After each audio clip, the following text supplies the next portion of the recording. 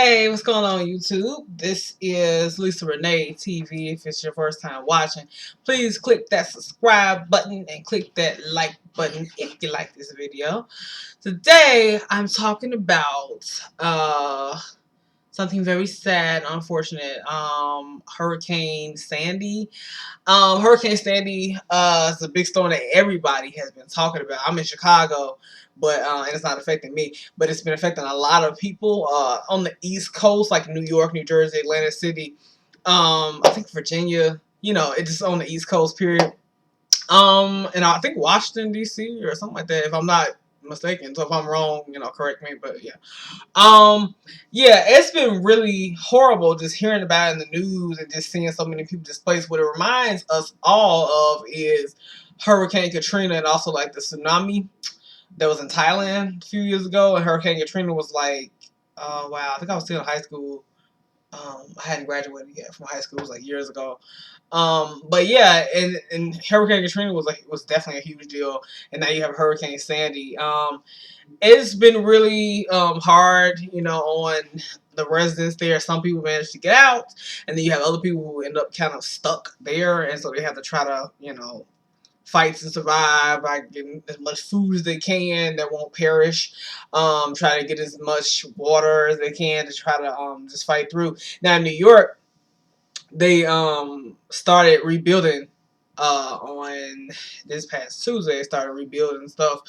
So that's good. They started to try to reopen roads and things that have been closed down because of Hurricane Sandy. Also, the New York Stock Exchange is also they plan to reopen as well, so that's good. So they're trying to find their way, back to normal after such a catastrophe, and that's a good thing, that the city is trying to get back on its feet. I think so far over like 40 people have died, so that's really sad when people, lose their lives and devastation such as like hurricanes and tsunamis and tornadoes and things like that. So yeah, I think it's when you have these natural disasters, it's just things that people don't prepare for. We're not prepared for it. Nobody's ever really prepared. Like I think those people in New Orleans, they were not really prepared for Katrina, and it just came and it hit like a ton of bricks. These people on the East Coast now were not prepared for Sandy, but Sandy came anyway. So yeah, a lot of times you don't think that like that ever happened to you until you like in a situation, and all of a sudden it's like everything that you knew of is like has been ripped away from you like that. Like your house that you live in, that you pay your mortgage on, or your apartment you rent, it's home, and especially you have children, a husband, a wife, and you're like, wow, I have a life here, I got a job, you've made your life in this city, in this neighborhood. All of a sudden everything is torn apart. I mean, you gotta imagine how that feels to have your house up one day, everything fine. The next day, you looking at a pile of rubble. If you survived it, you looking like at your house, what used to be your house, what's left of your house is on the ground in front of you. Just in a pile of rubble or ashes, and you like, oh my God, so where do I go from here? Yeah, I think that's really awful. I think that I'm sure some people have already, but I think they need to send like some money down there, like come up with a fund to try to send some money down to help the survivors, try to help them get things together. I'm sure they're gonna do that because they usually do it for all kind of natural disasters.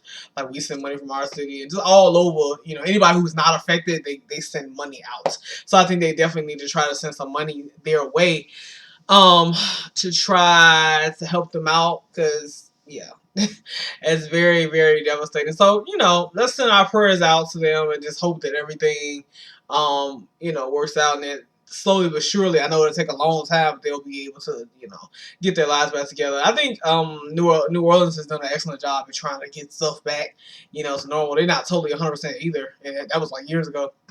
But yeah, it's gonna take some time. It's gonna take some prayers and some help, But I think that they will be okay, eventually. So yeah. I don't know. When it comes to natural disasters like that, I always pray it never happens in Chicago, because I'm like, I don't know what I would do. It would be devastating. Like, my whole life is here. I was born and raised in Chicago on the South Side, and I don't know. It would just be really weird for me. Like, it would really be a crazy experience for me and my family. Most of my family is here. I have family all over though. But yeah, it would be just really crazy. I have family in, I think it was like I know I got family in California, and it was some other place, but I know I think when Katrina hit, I think it was Katrina. Like, I have a cousin named Jewel, and she is the daughter of my grandma's late brother, one of her brothers.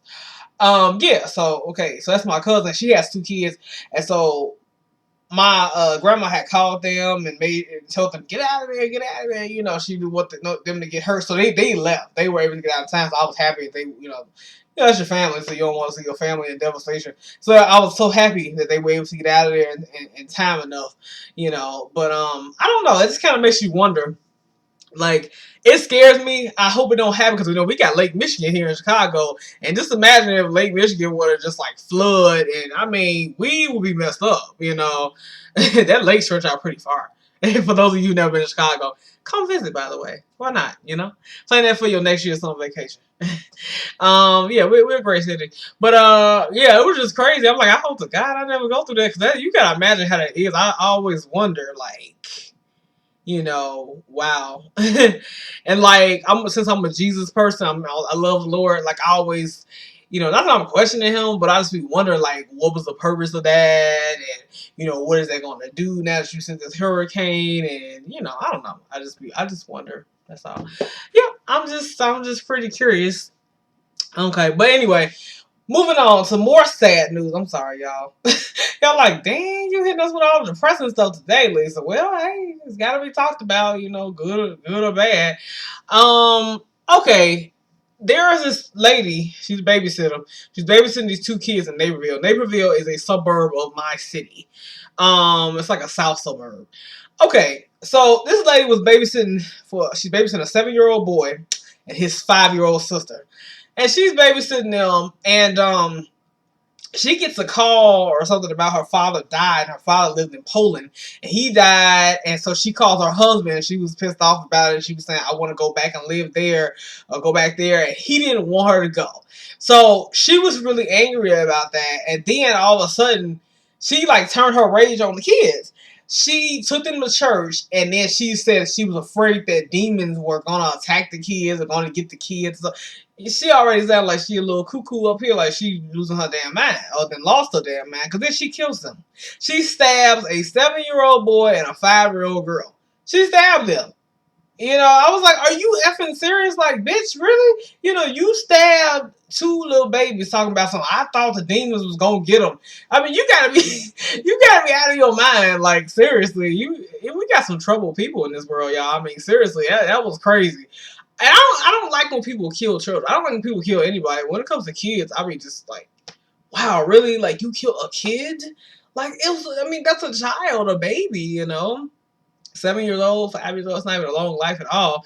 I mean, it's like, they're just kids. They don't even know. I bet they didn't know what's going on. She stabbed them.